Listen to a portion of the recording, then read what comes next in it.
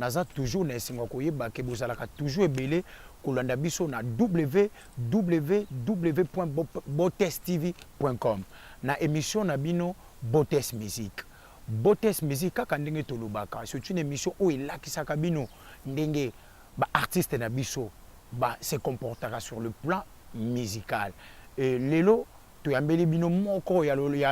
o ya yembaka makasi ya po ya balo yenge pe bazali ya balo yenge pe bazali mais ya moko o ya yembaka makasi na kombo bongo ya Parfait d'hiver, ya zabongo chef d'orchestre ya Didier Lacoste. Donc bo pata te po nulle part ailleurs, faut taper kaka www.botestv nde boko découvrir émission ya boye lengi. Donc to be taper no pe na live, donc faut sentir parce que moyibi ba ibaki ki moyibi hein. Mouyembi ba ibaki na koyemba lelo boko pe na réponse correcte na Parfait d'hiver nde na ke bon ko pe sembote. Bonjour ngana benga ke toujours leader hein? Leader Didier Lacoste ngana benga ke leader. Bonjour leader. Bonjour Nayo, Noël Tantou, bonjour Nabande Retour, Bazolanda, Parfait d'hiver qui a vu le fils, a vu le père, c'est-à-dire l'image valable de Didier Lacoste Ngaï, car nul ne peut oser atteindre le père sans passer par le fils. Le père c'est Didier Lacoste et le fils c'est Parfait d'hiver qui est devant vous. Donc le chef d'orchestre du groupe cher à Didier Lacoste. Voilà. Obigo Lela est peu fort hein. Talara, même na chike za pose bien na cour en sol en professeur on a une probabilité moins belle à dans la musique. Donc moi j'ai été fanatique de Didier Lacoste et je le suis toujours. Donc avant de me comme musicien, donc c'est normal. Ah, donc you pour ça fanatique. Il y a moi la maintenant yo depuis quand depuis chi. Na yo ka interpréter est-ce que ils a parlé moi ba rêve na se réaliser na prochain et pas prochain donc à comprendre que petit il a quelque chose et puis même donc to kutana et puis voilà quoi. Mais ce qu'on a bateau balobaka que non Didier Lacoste a eboye mbataza le côté mais heureusement que tous en a son idole ne a okoyebisa bato nani muto na bité soki bazali balobaka bazali lobande quoi je sais pas donc so bazali en miniature je pense mais je pense que majorité le réseau prôné nango donc inutile que tu répondre bango za 2% bazali contre 98% donc on a 2% na poids pour même na peser moi il y a pas photo quoi. Le big manager Ado Panzu akotuna mwana Congo akotuna mais ndenge ni Lacoste ngo ba critica kaka yiwa na zana pe na idole na donc yemo pe chef d'orchestre siko eloko ni sepeli so pas de Lacoste to make un peu ko découvrir parce que lelo ezaka c'est live nulle part ailleurs ezaka na botestv.com. Botes TV en tout cas je profite aussi de l'occasion pour nous rejeter ba fleur on a ba jolie dame na moni vraiment très bien organisé parce que organisation de mankara bah peut son matériel mais si tu ne peux pas organiser je pense que au sein nous l'autre quoi vous comprenez donc félicitations déjà la jeter ba fleur vraiment na big manager Ado Panzu mfuma Congo donc Ado Panzu le nom me dit quelque chose par rapport à place où origine n'a fait donc Ado Panzu voilà donc Ado Panzu big manager donc vraiment félicitations de là où tu es pour nous répondre à la question dans la question peu français où est tout dans trop papa chansard boss Espagne et puis n'a pas tout Congo français micro comment à Paris c'est-à-dire n'absai Michael Pondi que Théomoni Didier Lacoste ça mutumoko assez peu la langue par rapport à boulot langa et ça là que créer le mot champ magnétique moko boy entre biso mibalé pas de comprendre souvent bo biso ta vendre boy bato mo baleki kuna ba paparazzi baleki kuna ba parasites les gens qui vivent au dépend ba être vivant mususu baleki kuna po a diaboliser po beta boy mais blo wana ko taraté parce que le travail me défend merci na ba défunt parents nangai parce que bazo itampe outi nanga ti na université ils ont été diplôme université puis médecine à Unikin donc et ils ont support mon robot et ma casse et souvent na on a ça là donc merci na yeko à l'air l'âme donc ah mais oui pour découvrir nano qu'est-ce qui a fait que olinga et loko ni bene lingi saudi de la Coste ah et c'est belé tu sais enchaînement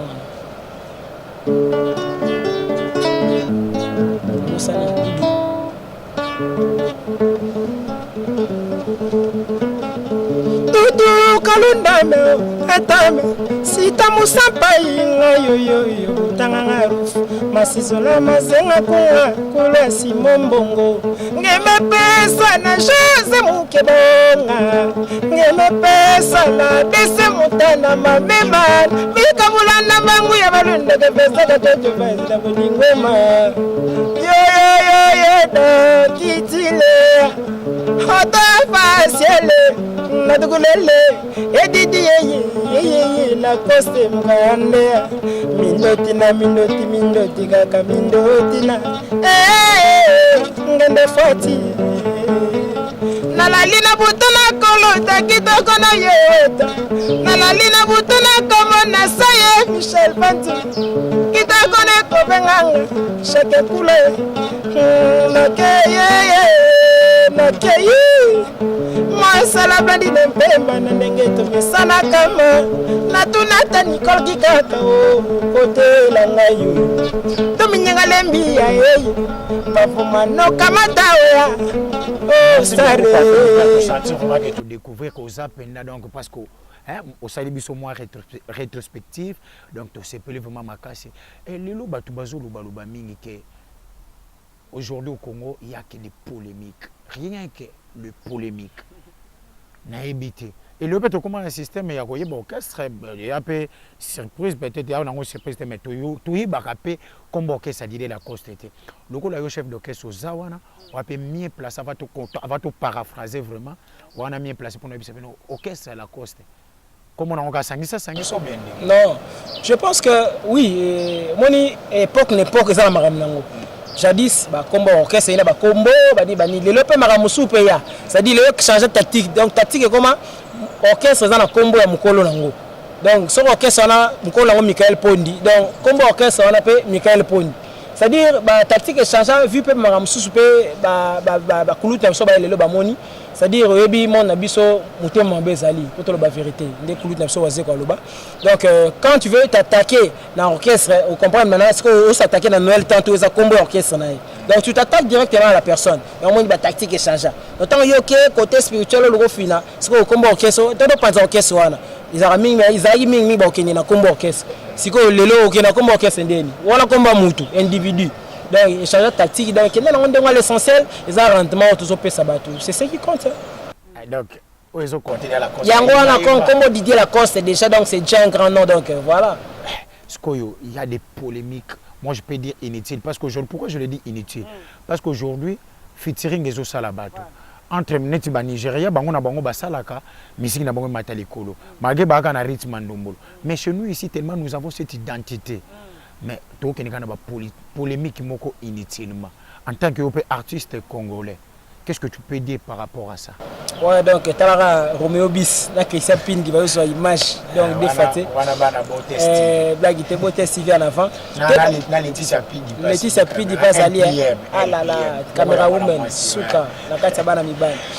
bon ngana ko ba polémique inutile car était utile pèse ali parce que lelo ba fina so ouais ba fina so shibena wera lelo polémique on appelle ça la bango donc chacun a cherché à tirer le droit de son côté et ça la bango de bazal lelo comprendre ça polémique moko efouta ça aboutit mais lelo lokeli bino problème obeta poto te wana ko mara mususu wana toke na volé mususu to bana na polémique en général oui inutile pèse ali et dans ce sens que lelo biso surtout biso ba jeune to lelo oka manque matière ezali so ola yana proposé batu boye et makambo na yo sala ona salaka na yebo na bandi ko finga ba leader na bandi moni yokutu mutumu wa mutumu mabe yokutu nini boye biloko wana yango ezo ba isepe batu ezo kitara toujours quand ya biso ba artiste musicien batu ba moment na biso ka ba artiste musicien ba vaut rien ba artiste musicien bon ils n'ont jamais été à l'école ba artiste musicien donc toza toujours na niveau moko na basse classe alors que artiste musicien aza mutu azo véhiculer message mutako ke ne prière te mutako yo papa na été mako yo musique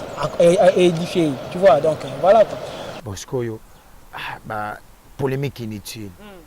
c'est trop fort ça c'est trop fort mais Skoyo qu'est-ce que tu peux conseiller en tant qu'artiste bato ba même ba polémique moko inutile ça ba même futilité na kati ya mot polémique ah mais oui, c'est pas l'indé qu'on lobby en haut, donc bah, ma futilité dans quatre mots polémique, parce que polémique, normalement, faut ça ira bien pour que stimuler l'autre à travailler mieux que l'autre. Mais les lots, bah, côté futilité, la sa polémique. Bon, je ne suis pas un donneur de leçons de toutes les façons, mais s'il faut, n'appelle ça moi un petit conseil, ça biso bandeko, parce que j'ai mis main dans quatre lisolo en haut, que tout offrir plus na bateau bazolo en biso, tout peut savoir plus travail. Petit dans la Merligno, dans ma sanga qu'on jette tout puis direct des États-Unis, à l'Obaranga parfum divers sur l'équipe, l'accès bateau que matière ezali. Donc tout l'accès à toute futilité, parce que na souka ya makambo. Et on va aboutir, on n'a rien quoi. Na souka po aussi les sandoules boy, on peut retrouver battu. Donc moi matière ezali chez ta l'unique donc la pesi ba massa ngai massa la trésor c'est il y a les mukina ya yebi. Donc lelo il fait la fierté à médecin à Congo parce que à l'hôpital général de référence à Kinshasa on ça boulot na ba docteur wana collègue na yo mais ba teta bino bazo beta mono na lettre excusez-moi non teta bino bazo ba moni ba lox wana ba mais voyons où bien qu'on reconnaît le moine par son habit mais l'habit qu'on ne fait pas le moine oh azali nga kuna lingara mutu a traiter nga bongo mais soit approcher nga siko n'habite soit CPLT c'est galaka ndoki na ndenga faute Roméo Bisa on s'appelle la sagesse ya parfait divin pas to zala déjà magego kima biso mais to bi que to invitation joue en parfait divin na bi que to s'appelle vraiment que répétition concert to yepé Roméo Bisa pas jouer image parce que parfait divin to vient en Blaise Boula na s'appelle pour appeler idéologie yembande magega to bina ndete yembande binande parce que tokoye babino kaka na koyemba parce que lobi peut trop aba que non banze ba texte oloba la to so la rami ils n'ont pas fait divers ba texte c'est vraiment déformé mais ce qu'on va te comment on n'a pas fait divers j'aimerais savoir une chose sur le plan mamoureux tali polémique les lots parfait divers polémique inae ezana nani to amona kanani obena ya wana pena ah mystique mo ben Noël tant elle périodiste ya wana aza mystique elle périodiste obi na mboka na biso surtout d'autres dans taquet surtout génération na biso donc non même pas comme chanteur ngala fula ba tuté ngala beta masona nga masola Didier Lacoste yango wana ngala ba beta masola ba tuté fula ba pamba donc Noël moni tengat nangai ngab nangana ne wabete ngai ne pour leader nanga Didier Lacoste ngai vivant na dépend donc je dépends de lui donc c'est normal la bête à maso nanga et puis à Didier Lacoste non on a une babo polémique nangai eza na ba tutu ba sara boulot bien sauf que dans mboka na biso ba jeune tous ça la culture ya kondima mate ya kondima naté vous comprendre moi pena bandango za te po biso ba congolais to banda pe fête moi passe na moi passe ça dit sur la fête na kuti ba ba été na kota te fona kuta na Noël tant toyer Français Michael Pondi moi 4 personnes dans la fandi musu kuta ozelna comme ata 10 meses tonnes da pa kota ça dit culture wana ko banda pe le wezate c'est un peu difficile que na banda pe ko ndi ko tanga ba kombo ba massa o tout ba ça boulot bien polémique tangeza na bango mais dans le bon sens on finga ba tout c'est yana yekana star à podium de azabola bandi ko tindika donc ba tout ba c'est le lope tout monde a peut tracasser comme animateur comme chanteur Yosko Oloba en tant que grand chanteur parce que nous avons un grand chanteur les playboys de Paris Papi Mukonde Babi Noël tant elle périodiste à des moments où on a les playboys donc na benz beaucoup mande fois pembe sous qui a pembe donc le lope n'a pas fait divers tracasserie côté même na mon avis journalisme tracasserie côté partout tracasserie to bité mboka on va pas venir ba côté sko ni ba côté wana yosko ko yebisa bango ndengeni non un animateur ce sont des artistes. Aroye Mbappé, Aro exploiter le style de la musique. Pour si les gens ont jazz ezali, décaler les gens musique na biso ezali, slow ezali, as artistes. Ceux qui ont bien, c'est tout ça la mambo pour le peuple, tout ça pour la biso monter. Si c'est des bruits bien et qui ont satisfaire parce que satisfaire ça ils ont facilité non de vendre bopena mutu il prend son temps à zapper azota la yonde ba la beauté civile la minute donc voilà on appelle pas en passant Guillaume Kito de Genève Mbota trop donc on a Isaac Nkisi azolanda donc comme parfait divers les lots parfait divers parce que au Banda il y a une rétrospective il y a Didier Lacoste mais Igwe de la forêt wana ndoyo Noël ngama makanda wana za lokola koko epana pour la coste abotami wana parce que parmi ndenge bazala la coste et les autres le pena soki au tie vraiment na génération na bango bana ba prester makasi bon déjà en tant que chanteur en tant que réaliste aussi en tant que réaliste déjà viona na je t'ai pe ba fleur na ndenge le bazana ti koko na biso so tel na ndenge ya lignée parce que c'est de lui qui est sorti Didier Lacoste. Surtout ceux qui sont de la génération de Bangwana, branche vraiment ils ont s'élargir, ils ont s'élargir dans ce sens que bateau l'équipe parier, les lots chacun chemin à Bango donc ils peuvent aussi simba, ils ont donné n'importe quelle liberté donc vraiment coup de chapeau donc on a basé belé basé évoluer bien. Et Yembeli a fait rigoler le Belakoni. Non, il a déjà fait ses preuves, donc voilà. Il a déjà fait ses preuves, donc Bato va mieux placé pour juger les fanatiques. Ngai na lobby, il fait déjà bien ce qu'il fait, donc. C'est le scrum. Oui, Binini, Bato na nyoso tanga si c'était pas des artistes, c'est des bons artistes. Ben ngaba zo monter na vie na biso ou ensemble. On fait la biso ou ratia zo ki bango parce que ba ke bossa boulot bien. Yembeli a JDT. Na lobby na réponse, moi réponse na pesi, ya wana ka zong sans kana o na tolo. Parfait d'hiver. Qui me colle en bébé. You are chef d'orchestre, parfait d'hiver. C'est le mot pour le même René Kaka. Wana petit nanga, ba bengelo leader petit. Et pas JDT moulopo. Tant que au parfait d'hiver, tant que yoga gango. Talakaka, c'est lui qui a vu le père, a vu les fils. En tant que fils à yoga gango. Wana petit nanga. Thermomètre HPAT, non, bon, petit, bon, dérangeant, pena goût na trotté. Il m'a yebi, il a haché, il a haché pena, il a zabna la génération, l'équipe m'a foudre la génération, la cassiment, on a pena ma cassi. Il a problème té, il a problème té. Et pena za, so m'a foudre l'équipe na. Mais on le monde yo le basco que non, hein? Tika pena oyo, Lorenzo Kibanda, Schengen na Paris, na bi kalamingi te awa. Takabiso va parfait d'hiver ba mimi bisoto ozela pe kaka bino boyano kibanda pena zo azolande la question oyo on a pena question ongana atuna sikoyo tango qu'est-ce qui a fait que lelo JDT pour JDT ba ngana bi la coste banana maison mano mais m'voit mais qu'est-ce qui a poussé que JDT a tenu ba papa bongo pourquoi j'insiste pour la question parce que celui qui a vu le père a vu les fils. Pourquoi pena JDT parce que la cause a mis en place à expliquer. Pourquoi pena JDT a tenu ba propos bon parce que ngana bi ki amitié na bon banaka. Bon, si a tenu ba propos wana est-ce que mukulukuta na ye vous tunier makambo pour que ce n'est pas panza même kulukuta na ye ou tunier. Ce n'est pas panza na wapi parfait. Bon na ebitende na ebi. Ndena yoka ki. Mais na yoka ikandi okesa na panza. Mani ndeka mutalonga chef d'orchestre tout comme yo poko longa pas la coste. Et mani ka mutalonga comme ça. Siko yango mona na seko na début na lingi plus sobeta masolo Didier Lacoste na ngai. Pour masolo ba tunazo ka. Celui qui a vu le père a vu le fils non. Parfait divin na lobaki no ke non na mvua mana okutane. Mais ngape na moni parfait divin pangi na muno. Voilà, c'est comme Ramboana et les cas, je pense que le droit de réponse Didier Lacoste ça salagi déjà. Biso ce que tu s'accrocher trop dans côté poto pesa. Ah ouais, droit de réponse pesa mo Lorenzo Kibanda Didier Lacoste. Droit de réponse pesa mais papa ceux qui muto aleki otaka parfait d'hiver lelo pas moyen pour n'a pas stabiliser au caisse c'est pas facile. Donc ceux qui peut collègue noyer Luka yo quand même mon frère aidez-moi on fait ceci j'essaye dans pe le côté. Parfait d'hiver. Là je dirais moi tout ça rozala moi la botami lobby mais à cause sunga voilà ezala Papa Lumbu, Koko Nanga Lumbu na États-Unis donc elle périodiste à Noël tantôt dès le moment où il y a ce qu'on parfait d'hiver wana kumbwana ya Eric Tino nous cointe na mboka Santiago donc à Otala kaka donc kalaminta au découvrir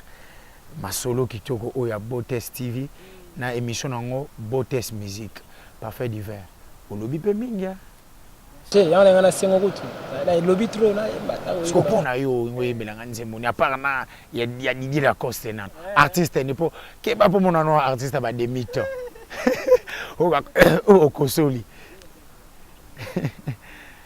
Découvrons l'œuvre des parfaits d'hiver, donc, Eric Tino nous pointe. Yosambwi singai kosamba yebo yosili singai lolendo nyosoi yobotolinga mu propre nangai yosili singa kitoko nyoso ngana bebio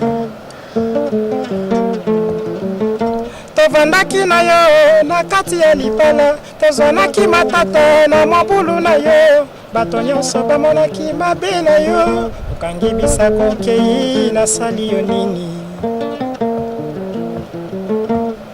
omona wapi moto aza na reso akekobondela oyo aza na fote olobaki okozonga okei na yo motoko lelo yo sanza misato ekoki pilipili ya moke eswaka na lolemo kosu elekaka oyo ya monene bolingo oyo napesaki epai na yo mwanako ya 15 sambwisinga yosambwisi ngai kosambwa noele osilisi ngai lolendo nyonso yebotolinga mu propre nanga yosilisi ngai kitoko nyonso nga na bebio na kati ya samba makakwa zwi lisasi aza kosela libiki toliwa ya moko moto beti ye obikisa ye potanga na soki lokola ya likaku yosambwisi ngai kosambwa noele yosilisi ngai lolendo nyonso yobotoli nga mopropre na nga yosilisi nga kitoko nyonso mama nabanza kitokano na ngala ya Mikaele Pondi lisumu nini Romeo na verite nzambe e pourtant tolapanaka na banganga nzambe tosinyaka kontra na biso ya bandimi komi nyomelaka na melaka lopeto lataki na lataki epa ya papa kimangu na nkamba tokendaka osera wera soni tobinaki boni lelo kokimanga pamba ndenge olingalinga ndenge mpe naza na ngai noela koma yeye tantue ema medikama na ngai nana lutula olingi oboyanga oyebisi boteseti vraimen bakimanga oyebisi Mikaele Pondi vraimen ya boyanga sosalelaka tongotongo mekazingana leli 20 wasinyala ngake alipatsumba linga boyanga amediko mashane etrole chez Mikaele Tukusa